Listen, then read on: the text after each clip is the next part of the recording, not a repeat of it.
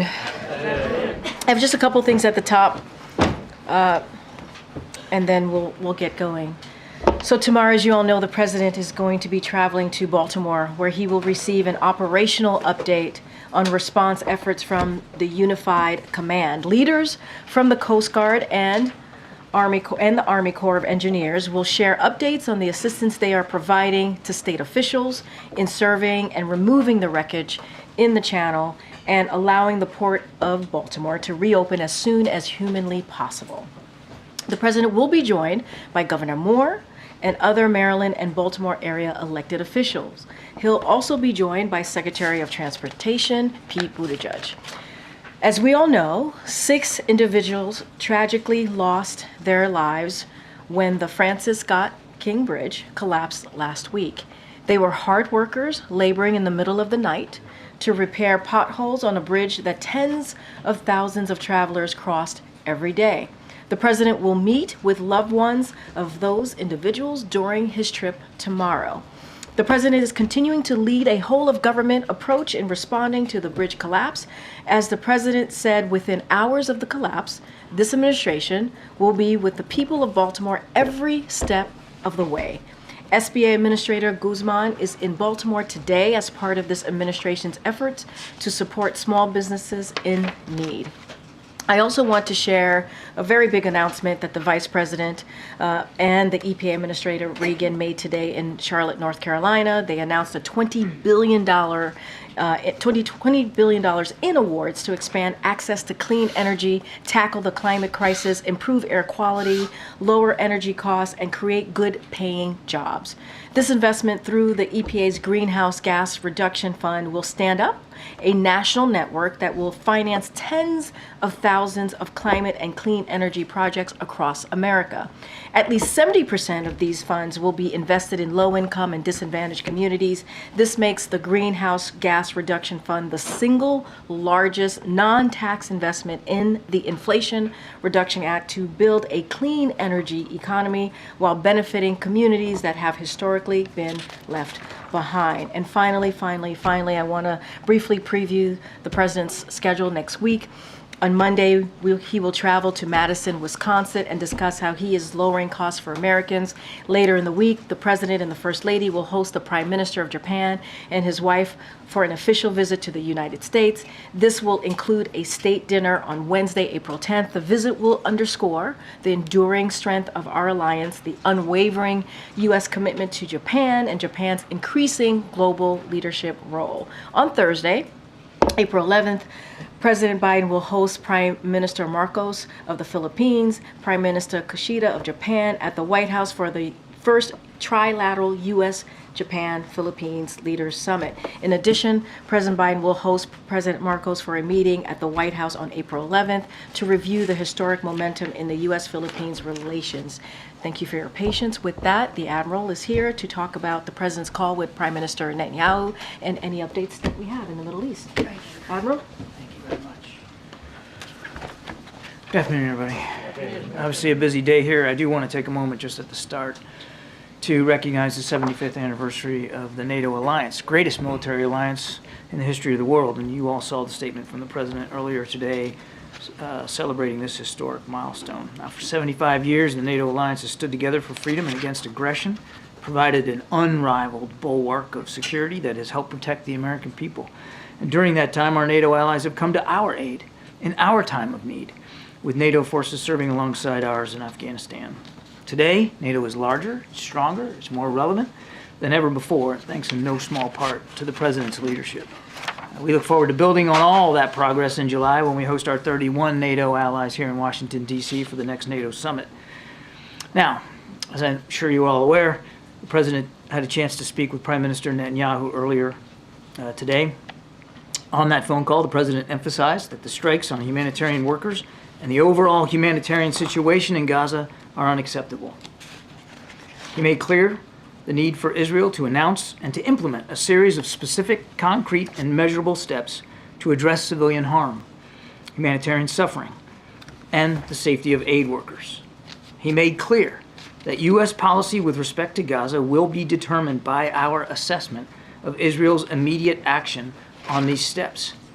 He underscored that an immediate ceasefire is essential to stabilize and improve the humanitarian situation and to protect innocent civilians. And he urged the Prime Minister to empower his negotiators to conclude a deal without delay to bring the hostages home. The two leaders also discussed public Iranian threats against Israel and the Israeli people. President Biden made clear that the United States strongly supports Israel in the face of those threats. That's all I have. Thanks, John. First, off on that last piece there, you said you have said it from this podium several times that the Hamas was the obstacle to getting some sort of ceasefire deal, calling on the Israelis to empower the negotiators, suggested that has changed. Has the U.S. assessment of Israeli willingness to reach a ceasefire deal changed in the last several weeks? No, look, it takes active participation and the negotiation of both sides here, and that's what the president is urging. He's certainly in the call with Netanyahu, urging that the prime minister empower his team to the maximum extent possible to see if we can get this deal in place. And then just on the substance, the real news from the president's statement that they're saying that he's going to condition future U.S. support for this for the Israeli operations in Gaza on what Israel does. First off, what is at stake? What would be potentially cut off from Israel for use in this war if it doesn't change course? And second, what do you want specifically to see from Israel or to do to protect civilians and humanitarian aid workers? I'm not going to preview any potential policy decisions coming forward. What we want to see are some real changes on the Israeli side. If we don't see changes from their side, there'll have to be changes from our side. But I won't preview what that could look like. Now, they talked about I'm sorry. Is that just the body count, or is there a specific change? Again, in terms of concrete steps, what we are looking to see and hope to see here in coming hours and days is a dramatic increase in humanitarian assistance getting in, additional crossings opened up, and a reduction in the violence against civilians and certainly aid workers. We want to see that even as the Israelis work through their investigation, that they are willing and able to take practical, immediate steps to protect aid workers on the ground and to demonstrate that they have that civilian harm mitigation in place. So again, those are broad brushes. I'll let the Israelis speak to what they will or won't do here. But again, in coming hours and days, we will be looking for concrete, tangible steps that they're taking. Thanks, John. Just to go back to that point, in your readout, when you say the president made clear that U.S. policy with respect to Gaza will be determined by our assessment of Israel's immediate action, could you decode that for us? What exactly is the warning that's being issued here? I think it's very clear in the language itself, Nancy. We're looking for concrete steps to alleviate humanitarian suffering in Gaza. Again, I won't get ahead of what the Israelis will or won't say or announce. We're looking for concrete steps to be announced here soon. And it's not just about the announcement of concrete steps and changes in their policies, but it's the execution of those announcements and those decisions and implementing them. And so we obviously will watch closely and monitor how they do on the commitments that they make. And as I said earlier, if there's no changes to their policy and their approaches, then there's going to have to be changes to ours. I think what the world wants to understand is the White House warning that it may remove military aid? What exactly is the threat here? I think I've stated it pretty clearly, and I'm not gonna, as I said earlier, I'm not gonna preview steps. I'm not gonna preview decisions that haven't been made yet. But there are things that need to be done. There are too many civilians being killed. The risk to aid workers is unacceptable. Now we have certain aid organizations that are reconsidering whether they're even going to be able to continue operations in Gaza while famine looms. So there has to be tangible steps. Let's see what they announce. Let's see what they direct. Let's see what they do. But I'm not going to get ahead of that. I'm going to try this one more time because the president. I reckon you would. That's what we do. The president seems to have said to the prime minister today, make these concrete changes or else. It's the or else that I want to make clear here. Is the president threatening to withhold aid to Israel if they do not make these changes? The president made it clear that our policies with respect to Gaza will be dependent upon our assessment of how well the Israelis make changes and implement changes to make the situation in Gaza better for the Palestinian people. And how much time are you giving them to make these changes, to implement these concrete steps? Again, we would hope to see some announcements of changes here in coming hours and days, and I'll leave it at that. That's short. Hours and days. John, why today? Why today? What? Why today for the phone call? Why? Why this apparent shift in policy today? I think, look, President, well, all of us, but particularly the president, was certainly shaken by the attack on the WCK convoy and the aid workers.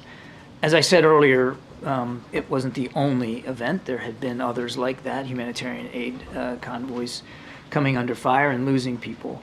And the president felt strongly that it was time to talk to Prime Minister Netanyahu about his concerns. Would you characterize this call as an ultimatum? I would characterize this call as very direct, very businesslike, very professional on both sides. And the president laid out his significant concerns about the direction and where things are going. And quite frankly, laid out, as is clear in the readout, that we are willing to reconsider our own policy approaches here, dependent upon what the Israelis do or don't do. Can you just tell us who all was on the call? Well, it was a bilateral call between the two leaders, Prime Minister Netanyahu and the president. They were the only two speakers on the call. But Vice President Harris also dialed in? Vice or President Harris did dial in, yes. Secretary of State? Secretary of State dialed in, Jake Sullivan, yes. I don't know who was also listening in on the Israeli side, but the discussion was between the two leaders. MJ. Admiral, you're not specifying what concrete steps Israel must take exactly. I gave you a broad sense of it. We want to see more crossings opened up. We want to see more trucks getting in, particularly from Jordan. We want to see tangible steps at the mitigation of civilian harm, particularly to humanitarian aid workers, but obviously all civilians. But we want to see that they have moved forward on proper steps to deconflict with aid workers as they move around, that the information flow is viable. Sure, but that's language we've heard for weeks now. You're not talking about sort of telling us how exactly you will measure those measurable steps, right? What I said was, we're going to examine our policy approaches based on our assessment of the way the Israeli side modifies their behavior, modifies their policy and decision-making processes. And so, first of all, let's see what they say they're going to do, and then let's watch and see how they execute to what they say. And I don't want to get ahead of them on what they plan to say about the changes they're going to make. But we'll base our policy decisions based on an assessment of how they execute to their policy decisions. And you're not talking about what potential U.S. policy changes are on the table. Can you say whether the president shared that with the prime minister on this phone call? The president made clear that absent changes in the protection of civilians on the ground, absent changes to the volume of humanitarian assistance getting in, absent any movement on a ceasefire that will allow hostages to get out and more aid to get in, absent a calming down, that he will have to reconsider his own policy choices with respect to Gaza. And one of the 7 aid workers was obviously a dual American citizen. Did the prime minister offer the president an apology? I'll let the prime minister speak to his side of the conversation. I would note that the Israeli Defense Forces, their Southern Command commander, has made a public apology for the strike. And there was no mention of Rafah in this readout. Can you talk to us about how, if that did come up, and how that might have been discussed between the two? This conversation was focused primarily on the need to get a temporary ceasefire in place, the need for there to be a pause in the fighting, so that we can get the hostages out, humanitarian assistance, the need to see that steps are being taken to learn from this strike and to make changes in the way civilian harm is mitigated from an operational perspective. And they did spend time, as the readout makes clear, talking about the very public threats from Iran to Israel. And the president, as I said, made very clear to the prime minister that the United States' support for Israel's ability to defend itself from a range of threats, not just Hamas, remains ironclad. Good, Danny. Thanks, Green. Thanks, Admiral. Just a couple of things. And firstly, how long did this call last? It was about 30 minutes or so. And just going back to, Jeff's question about the, why this sort of change in tone? I mean, has there been growing frustration on the part of President Biden that previous messaging to Prime Minister Netanyahu just doesn't seem to have gotten through? Yes, there's been growing frustration. Thank you so much, Karine. John, one question on Israel and another on Venezuela. We saw in the past President Biden pushing Netanyahu to protect civilians, but how much words really matter here when on actions the same day of the attack on the humanitarian wards, the U.S. was approving more bombs to Israel? We are now 6 months into the war. How much the U.S. actions are actually encouraging Israel to not do enough to protect civilians? Yeah, look, I'm kind of glad the question came up because I would tell you when I've seen press reporting, about the arms sales and that kind of thing, and I would just remind you that it, with the exception of the immediate 2 months after the attack, we haven't really sent emergency aid and military assistance to Israel. There was in the first couple of months. But what you're seeing here is the result of a process of foreign military sales to Israel that takes years. And a lot of this material that's been reported publicly was notified to Congress many, many months, if not years ago, and are in the train to get to Israel. I think it's important to remember, as I tried to mention in the last answer, that Israel still has a lot of threats it faces. I mean, we're all focused on Hamas, and I understand that, but they still face active threats throughout the region, including from Iran. And the United States still has an ironclad commitment to help Israel with its self-defense. And so a lot of these articles, including the 2,000-pound bombs and the F-35s, those are things that have been long in the train and not tied. The foreign military sales process was not tied to this conflict. Can I have one more on Venezuela, quick? Because yesterday Nicolás Maduro enacted a law creating a province of Venezuela in Guyana, and he accused the United States of building secret military bases in Essequibo. So what is your reaction? And is the U.S. considering build a military base to support Guyana to defend their sovereignty? There's no plans for a secret military base. And we've said many times that there's an 1899 arbitral ruling about the border between Guyana and Venezuela, and we want both sides to respect that ruling and to do it peacefully. Thank you. You said we would hope to see an announcement of changes. I'm wondering if that is just hope, or is it an expectation? Is it based on a commitment?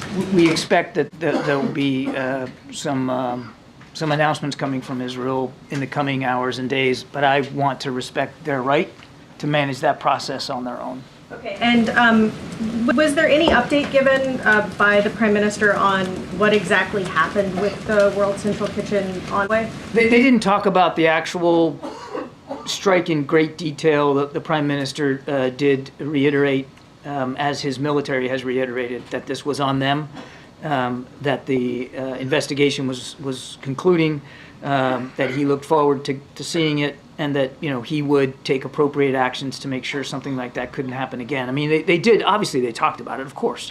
But did they go through point by point the investigation's findings? No, because I think the Prime Minister's office is still evaluating the actual investigation results. And just to try to get a technical understanding, as you described the very long process of supplying arms to Israel, if this contingency isn't met and there is a change in U.S. policy, how easy or hard would it be to slow down or change shipments to Israel based on current law and all of the requirements and all the things you just described? Yeah, again, I don't want to get ahead of where we are.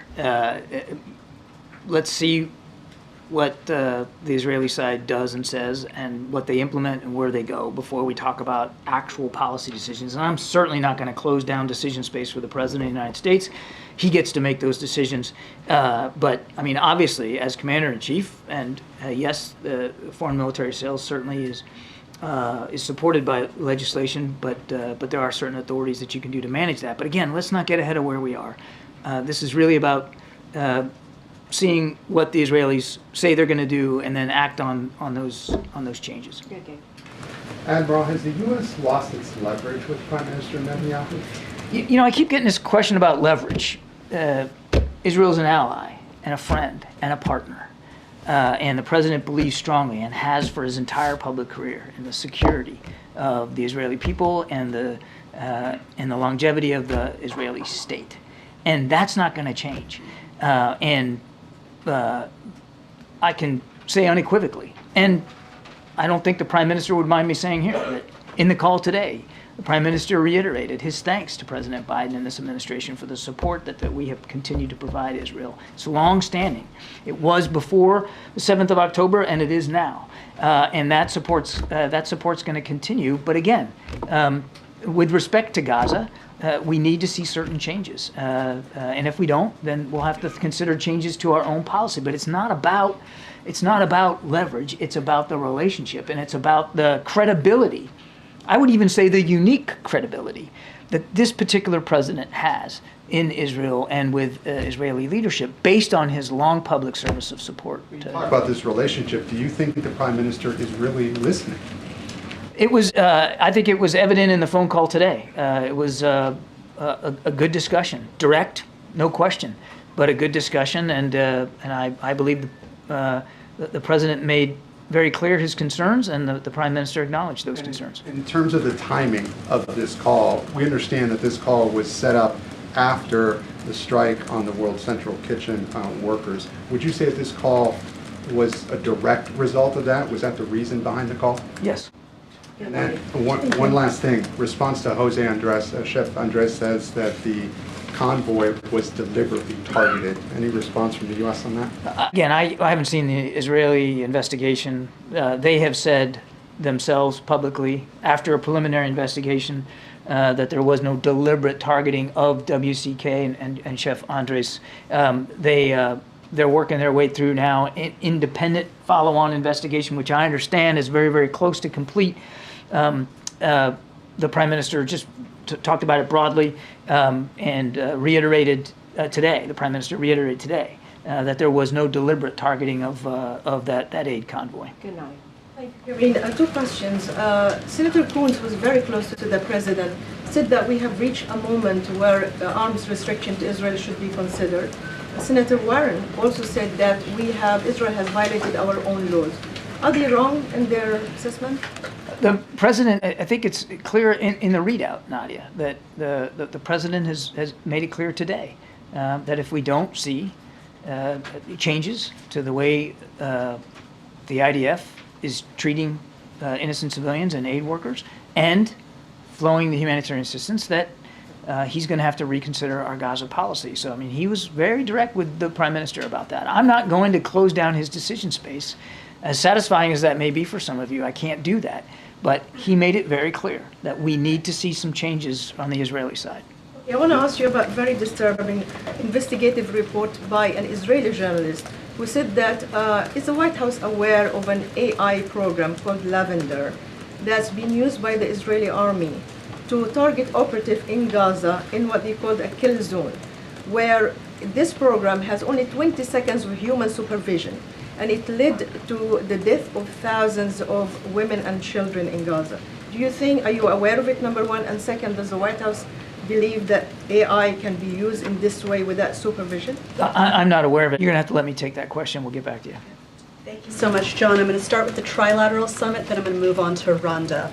First of all, looking ahead to the Trilateral Summit next week, what are some of the priorities? And we recently heard the Filipino ambassador say that the U.S., Japan, and the Philippines are going to start joint patrols in the South China Sea very soon. Can you confirm that and give us any details? I believe the Pentagon will have more to say about that this afternoon. So I don't want to get ahead of them on that. We're always looking for opportunities to improve cooperation with our allies in the Indo-Pacific. We're looking forward to this trilateral summit next week. I think it'll be very, very important. As you know, we have self-defense treaty commitments with both countries. And so the chance to sit down with both his Japanese and his Filipino counterparts is something the president's very much looking forward to. There's an awful lot to discuss. Certainly the tensions in the South China Sea are not going away. That was an issue that was raised in the president's call with President Xi just a couple of days ago. And so there's an awful lot to talk about there. Then on Rwanda, I'm going to ask a multi-part question. Cool. I did not think my answer was cool, but It's a small country, doesn't get a lot of attention, but President Biden has decided to send President Clinton to observe the 30th anniversary of the genocide. What message does this send to Rwandans who are understandably upset about President Clinton's lack of action when the genocide was happening?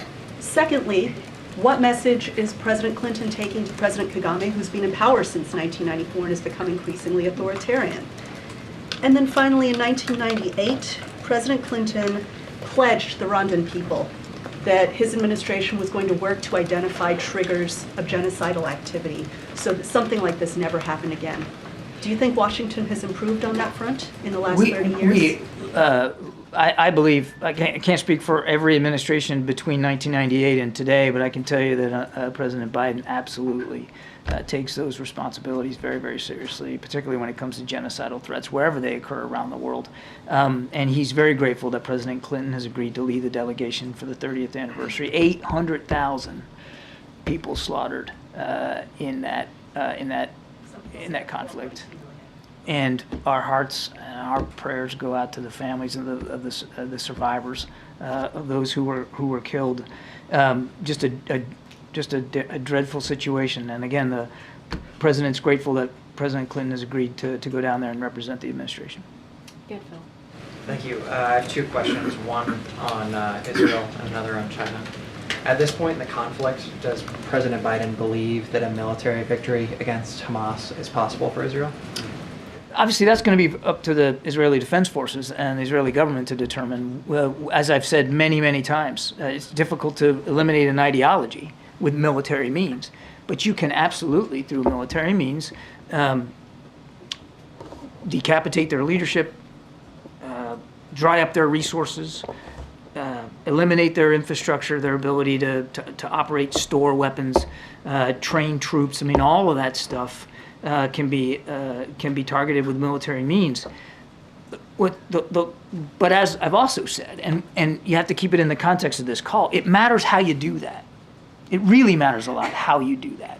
And it's the how that the president was focused on today, and the way these operations are being prosecuted, and the additional harm that's coming to civilian aid workers and innocent Gazans. And then Xi reportedly told President Biden during their summit in San Francisco that Beijing plans to reunify Taiwan with mainland China.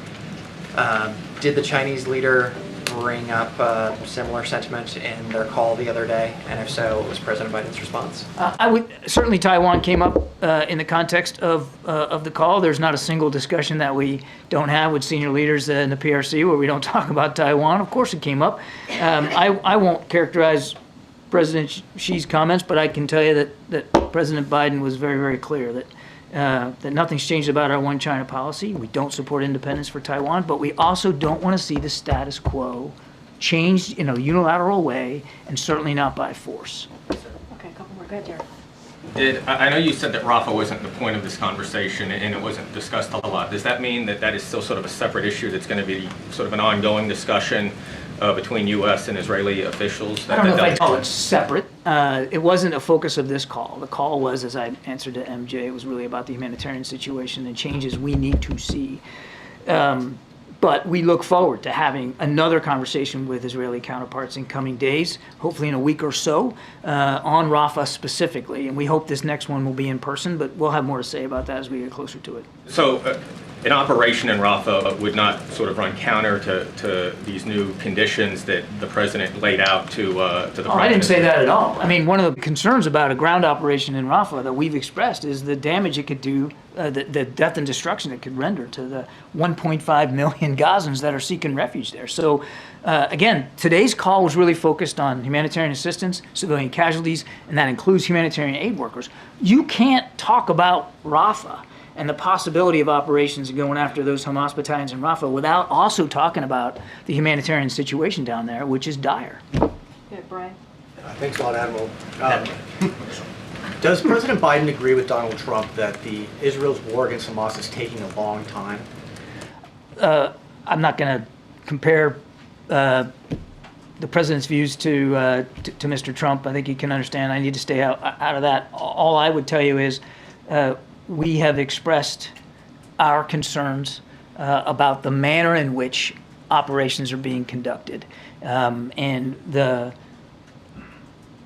speed and the energy with which we want to see changes to the way those operations are being conducted. And I think I'd leave it at that. Does the President think that Israel's war against Hamas is taking too long? The president believes that they have a right to go after the Hamas threat, which is still viable.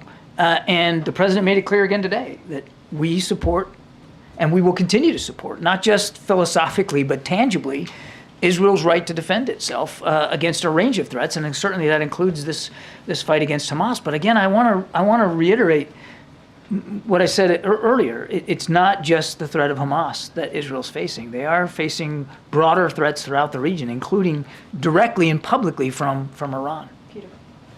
John, a follow-up on that first. Did the CIA warn Israel, or did President Biden warn Netanyahu today about an Iranian plan to attack inside Israel within 48 hours? I'm going to talk about intelligence matters, Peter. I think you can understand. But they did talk about a very public and very viable, real threat by Iran to Israel's security. And I think I need to leave it at that. It's really as far as I can go. On October 7th, President Biden said, "My administration's support for Israel's security is rock solid and unwavering." That is not true anymore, correct? No, it is true. Still true today. How is his support unwavering, but you're also reconsidering policy choices?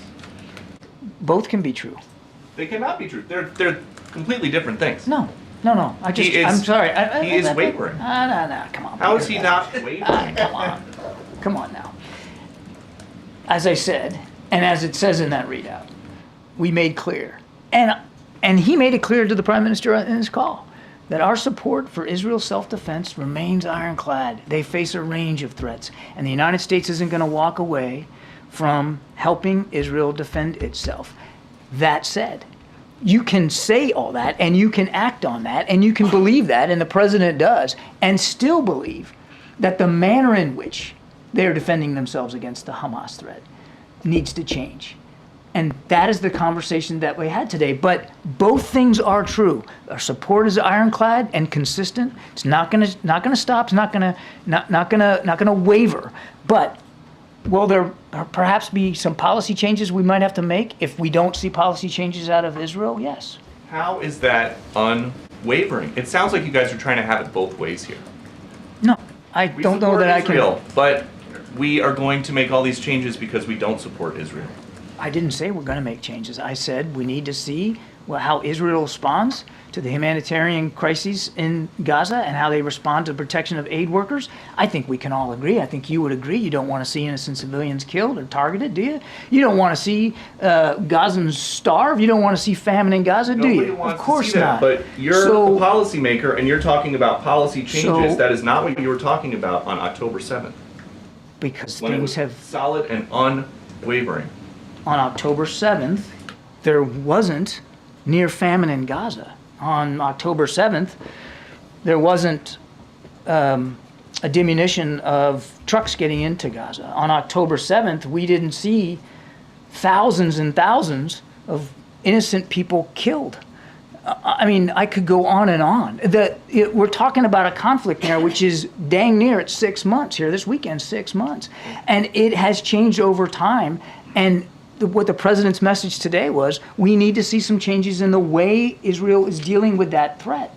That's what two good friends and allies can discuss. This isn't about changing our support to Israel or the security of the Israeli state. And I just have to take issue with the premise of the question. Okay, just the last one then. Where is President Biden on any of this? When he wants to talk about how angry he is or frustrated he is about the high cost of insulin, he comes out and gives an impassioned speech.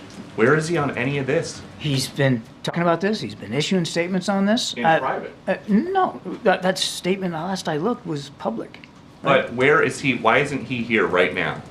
I'm sure you'll continue to hear from the president about this and many other national security issues. We gotta wrap it up. Go ahead. Thanks. Can you share anything about White House views on the upcoming UN Security Council resolution to prohibit nuclear weapons in space, which is scheduled to vote as soon as Friday?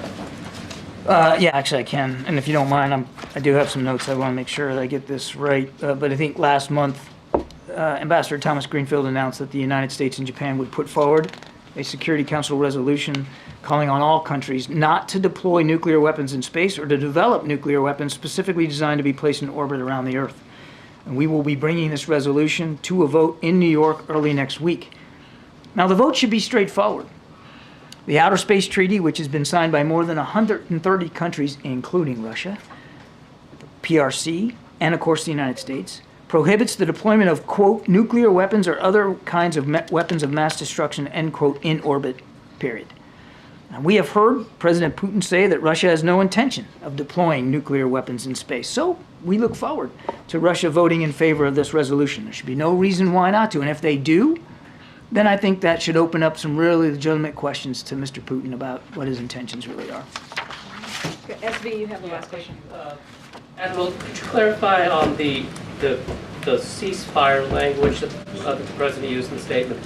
He says that that there should be a ceasefire, and then the next, after a comma, it's he urged Prime Minister and power negotiators to conclude a deal without delay.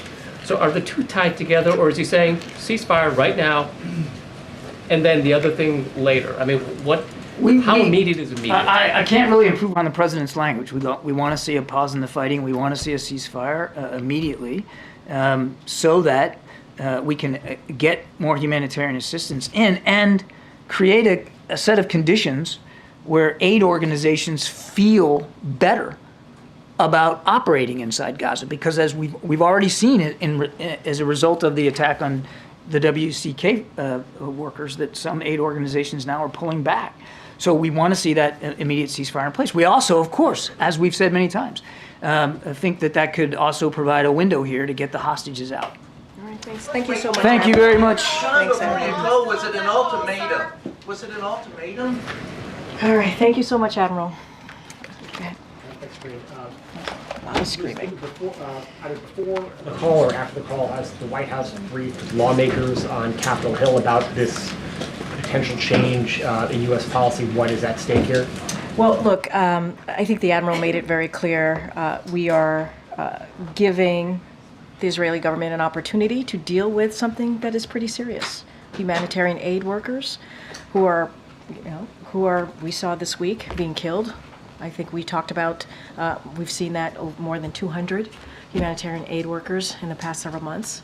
And so that needs to stop. And so we're giving the Israeli government, as you heard from my colleague, come up with some ways, some measures here on how to avoid that. We have to keep civilians safe. We have to keep humanitarian workers safe. And so I don't want to get ahead of that. We're always having conversations, always in contact with congressional members. I don't have a readout of outreach that was done right after the call. Obviously, the call ended not too long ago, and so don't want to get ahead of that. But I think in that readout, the president made it very clear where he stands in this moment. He made it very clear after the horrific, what happened, the horrific events of seven, brave people doing heroic work. What happened to them? He put out a very strong statement. So I think the president has been very clear. He's outraged. He's heartbroken, and this needs to stop. We need to protect civilian lives. That's why he's having.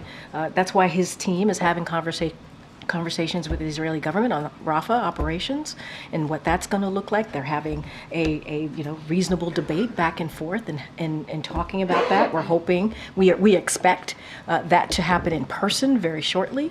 And so the president has been very clear. We got to protect civilian lives. We have to protect humanitarian aid workers.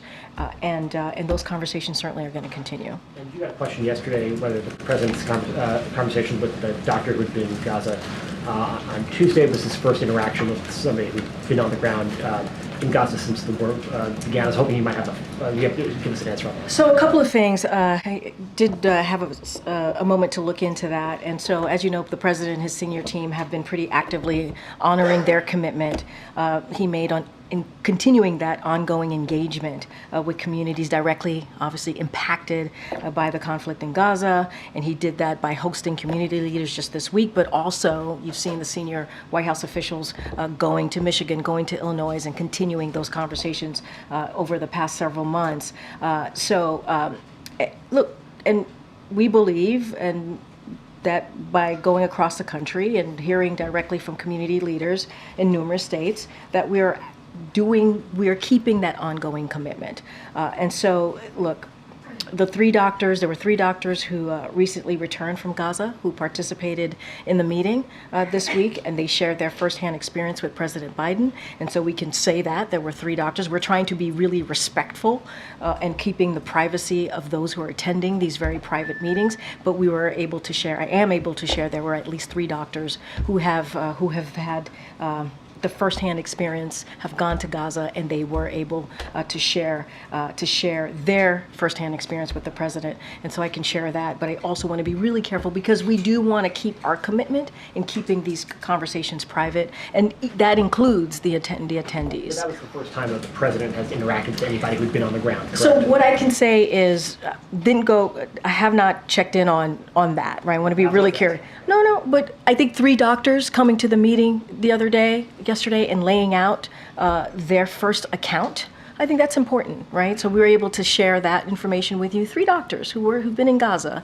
and it were shared directly with the president, what they have seen on the ground. That matters, right? It's so, want to be very clear about that. Look, we are going to continue to keep our commitment in hearing from folks in the communities who have been directly affected by this. That's been our commitment from very early on. We understand how painful this is for many. We understand how important it is to hear directly from Americans. This is what the president wants to do. He's a president for all Americans. He has said that continuously on any issue. And on this issue, it is important to do that as well. And then yesterday you got the question that the president had been briefed on this avian flu outbreak. Wondering, is the president going to designate any sort of coordinator at the White House or the federal government to manage this? So I'm glad that you asked that question because we do have a couple of things to share with all of you. The president has been briefed. I think I may have shared that yesterday as well. Look, the health and safety of American public is very serious. We take that very seriously. Our top priority, obviously, is to keep communities healthy, safe, and informed.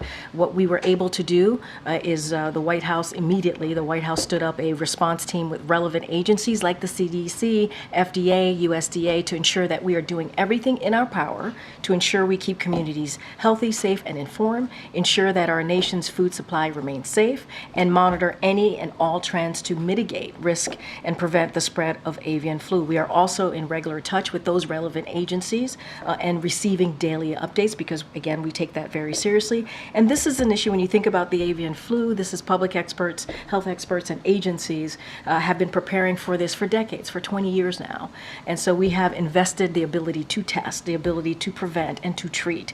And so as CDC said themselves, right now the risk to human health from this outbreak is low, but we want to keep it that way, which is why we set up this immediate response team. And so we're going to continue to monitor, and we're going to look for all relevant trends as it relates to the avian flu, and we want to make sure that we keep all Americans safe. Thank you for the question. I think it's important. Go ahead, MJ. Karine, if Speaker Johnson were to put some form of Ukraine aid on the floor and a lawmaker say a Congresswoman Marjorie Taylor Greene then moves to oust him, would the White House, would the president support Democrats working to keep him as Speaker? So we've always been very careful when it comes to leadership, and we have always said when it comes to picking the Speaker, picking the leader in the Senate, we want to let Congress deal with that. We want, in this case, it's something that House Republicans have to decide on. That's something that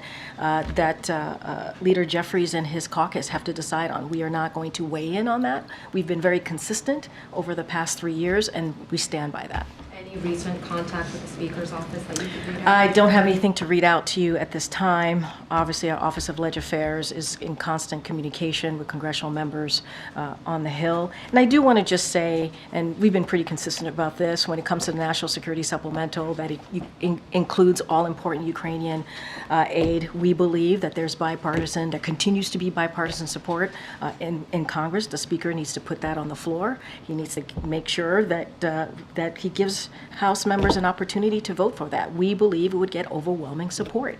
And we have to remember, there are lives at stake. They're alive at stake here in Ukraine. The brave people of Ukraine need the assistance from the U.S.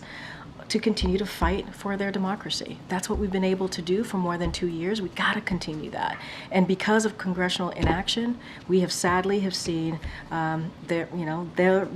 Ukrainians losing ground in the battlefield. And so we believe, put it out on the floor. The Speaker needs to do that. Let congressional members vote on it. We think it'll get overwhelming support, 72-29 coming out of the Senate for that National Security Supplemental. It got to move. It has to move. Lives are at stake here. Was the president briefed yesterday, or did he see the comments by Jose Andres in his interview with Reuters?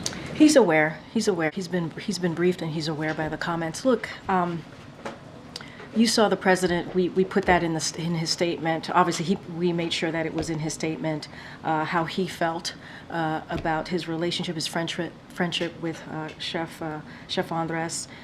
He considers him a friend. He sees him as a hero in everything that he has done, not just in Gaza, but across the globe, in feeding people who are in need, the humanitarian assistance that he provides. We have said the op-ed that he wrote is incredibly powerful. And the first couple of words out of his statement yesterday was outrage and heartbroken. 7 people died. Outrage and heartbroken. Was he concerned about the discrepancy, though, between how Chef Andres described a deliberate attack on his workers versus what the White House and Israel have said in terms of describing that attack? Look, there's an ongoing investigation. We're going to let that investigation move forward. And we certainly, I think we all can understand how heartbroken Chef Jose Andres is at this moment. We understand that. We are mourning with him. We are mourning with the families that lost their loved ones, so we can be sensitive to that. But as it relates to making any declarative statement, we have to make sure that this investigation moves forward, and it is, and we will see where that takes us. Okay, Nancy. Thanks, Corinne. The parents of Jacob Flickinger, who's the American citizen who was killed in the World Central Kitchen strike, they said this morning they haven't heard from anyone in the U.S. government except for that first day when they got a notification from the U.S. Embassy in Jerusalem. Does the president or anyone else at the White House plan to reach out to them? So, don't have a readout for you at this time. Look, we've been always very clear about this, that our hearts, and I just said this to Jeff, our hearts go out to the families. It is tragic. We send our deepest central obviously, to the family of Jacob.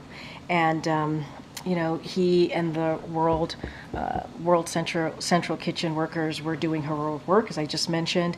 And what happened on the ground as they were doing that heroic work in Gaza is tragic. It's devastating. It's heartbreaking.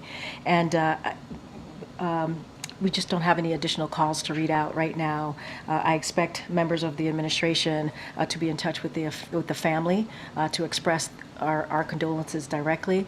Just don't have anything to read out at this time. But obviously, our hearts go out to all the families who lost someone they loved. And several Democrats are now calling for an independent investigation into what happened here. Is the White House open to changing its position on this? We're going to let the Israeli government do their investigation and see where that takes us. I don't want to get ahead of that. They're doing an investigation. We have said we want it to be comprehensive. We want it to be make sure that it has accountability. We want it to be swift, obviously, and we want it to be public. So don't want to get ahead of that. Let that process move forward, and we'll see where we are from there. Okay. Thanks, Corinne. So yesterday, John Kirby said that the U.S. would not consider a shift in their policy towards Israel until they finished their review of the World Central Kitchen strike. And just now, he said that the U.S. may consider a change if they don't make changes in Gaza within hours and days. So where's that shift coming from? I think we're talking about that, the conversation that happened today with the president. As we have said, it was very direct, it was productive, it was professional, 30-minute conversation, and it was based on humanitarian aid, protecting aid workers, which is really important, protecting civilians, and that's what the conversation was primarily about. And what we have said, it's in the readout, that we want to see measurable changes to protect those aid workers, to protect civilian lives.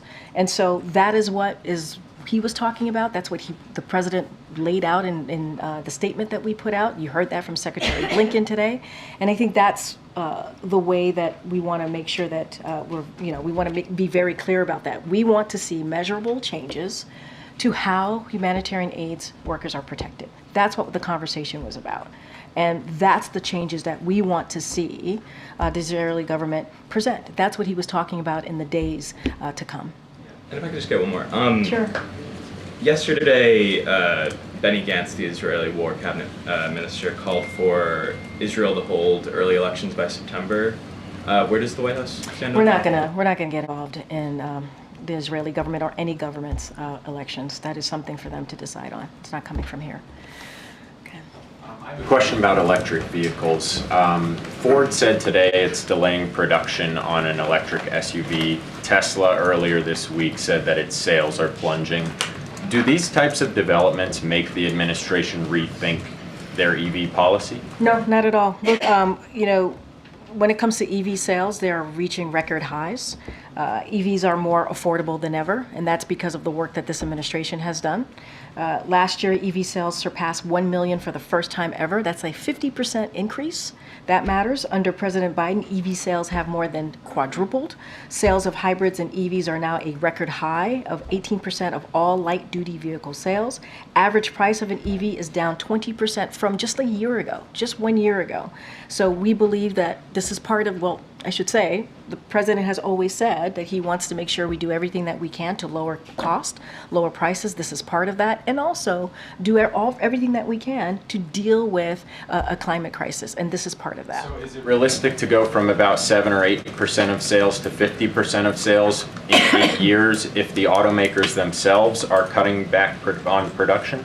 We believe, and we've seen that U.S. manufacturing jobs have increased. Jobs have indeed increased. And when you see a boom like this, that means you need auto workers, right? It can't happen on its own. And so we believe this is working. We believe this is part of what the president has promised. And we want to see a manufacturing industry that's for the future of this country. And that's what we're seeing. And that's what the president's working towards. Question about yesterday's call with President Xi. If President Biden is concerned enough about TikTok to bring it up on a call with the president of China, why is he and why is the vice president, why are they still making videos for TikTok? That's coming out of the campaign, so I would refer you to the wait, that's, I understand. It is the campaign's decision. I would refer you to the campaign. We have been very clear. We are not trying to ban TikTok. We're not trying to ban TikTok. We're talking about a divestment. You heard that from the National Security Advisor when he's been here a couple times at the podium speaking to TikTok and the legislation and how we're trying to move forward.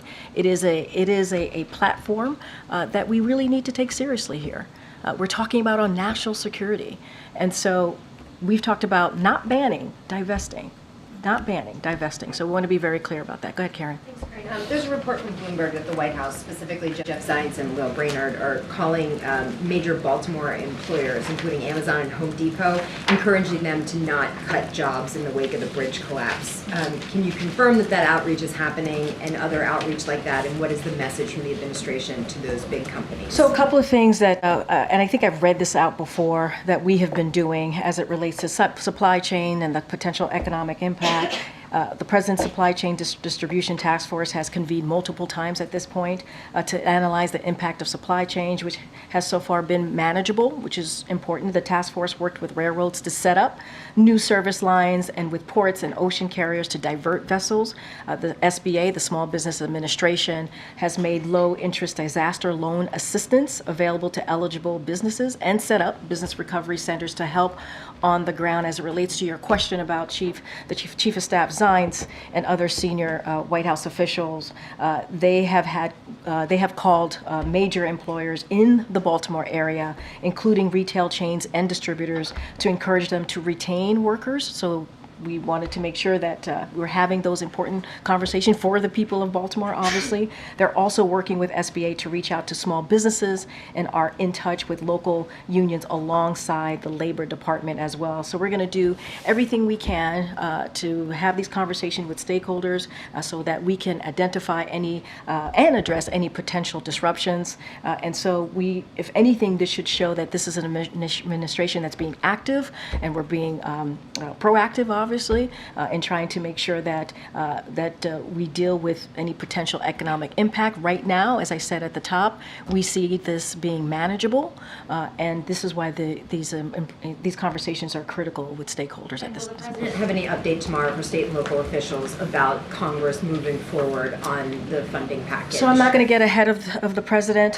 He, as you know, he's going to be there on the ground. We'll certainly have more to share later tonight. As I mentioned at the top, he's going to have an opportunity to engage with family members. We lost, as you know, we lost lives on that night, and the President, as he does, and he understands what it means for people to have loss, he'll be there for those families, just like he'll certainly be there for the people of Baltimore. Okay. Thanks, Corinne. I had a question about the state dinner next week. But I saw the White House announce today the dinner itself is going to be held in the East Room. And I was just curious, the last state dinner was held on a tent on the South Lawn? Yeah. Was the East Room chosen out of concern that protesters who have been coming after the president might be shouting out past the South Lawn? And Not at all. kind of moving It's not the first state dinner that's been held in the East Room. I believe, if I'm remembering correctly, South Korea was held in the East Room. So I wouldn't read too much into it. Okay, I'm going to take one more. It's been a while, Korean. Okay, go ahead. Thank you very much. I appreciate you calling. I have thoughts, but I'm going to keep you my thoughts. Thank you very much. No, go ahead. No, I'd like to ask you- you are correct. It's been a while, so go ahead. Thank you. I'd like to ask you about press freedom and then about a significant White House personnel matter. About press freedom, our government appears to be closer to potentially extraditing Julian Assange. Press freedom groups say that the case threatens to criminalize our profession. So I'm wondering what the White House's thinking is regarding that matter and the potential threat to press freedom. And does the White House have a stance on the pending federal press shield legislation that passed the House and that Senator Schumer told me he hopes reaches President Biden's desk this year? You're talking about the Press Act specifically? Yes. Look, and I've said this many times. I said this last week, where journalism is not a crime. We've been very clear about that.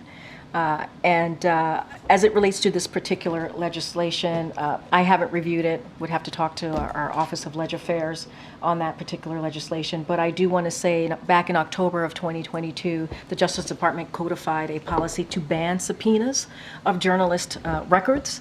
The President strongly supports the right of free and independent press. That is something that the President talked about when he was at the Gridiron. The President talked about this at the last White House Correspondents' Dinner. He's been very consistent about this, and I'll just quote him for a second.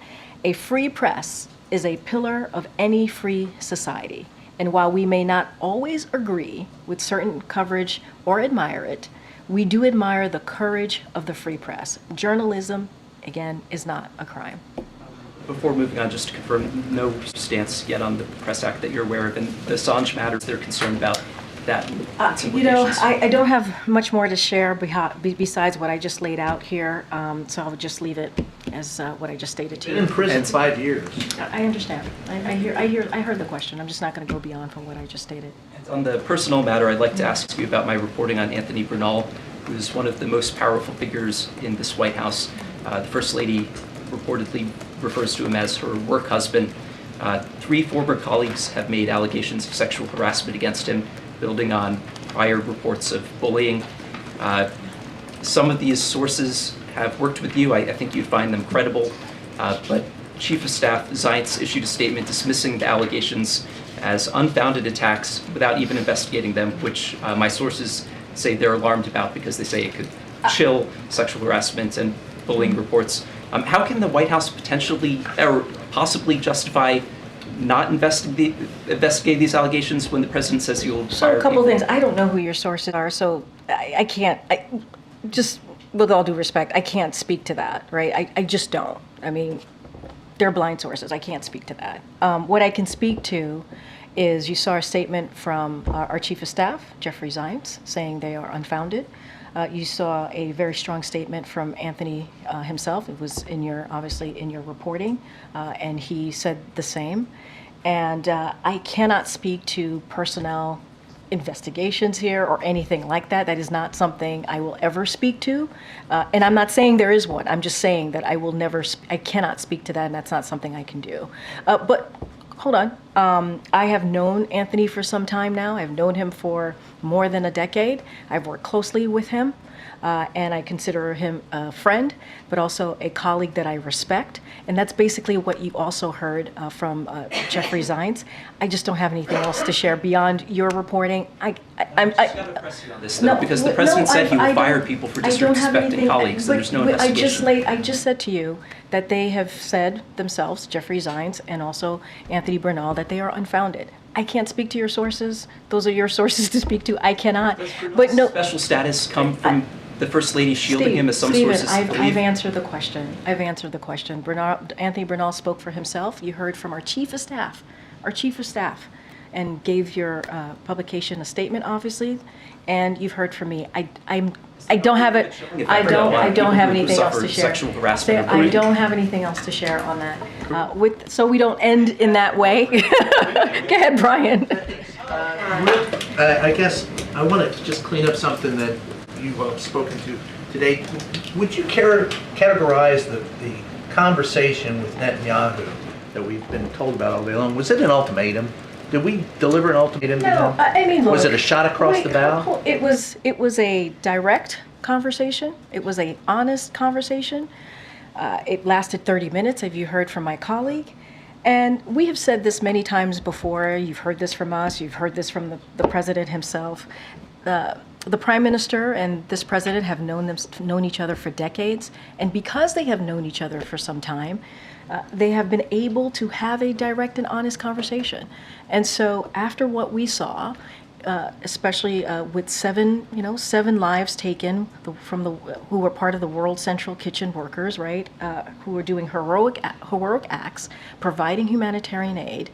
After what we saw, and you heard from the president, he was outraged. He was heartbroken. He wanted to have this direct conversation on how to keep humanitarian aid workers safe, protected, and also civilians, innocent civilians. And that conversation has been happening for some time.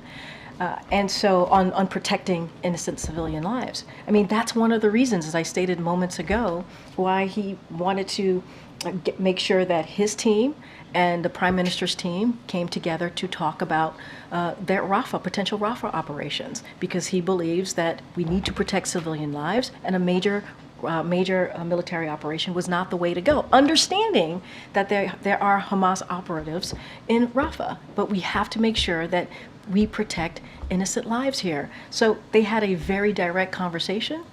That is because they've known each other for many decades. All right, everybody, thank you so much. We'll see you. Hopefully, we'll see some of you in Baltimore tomorrow.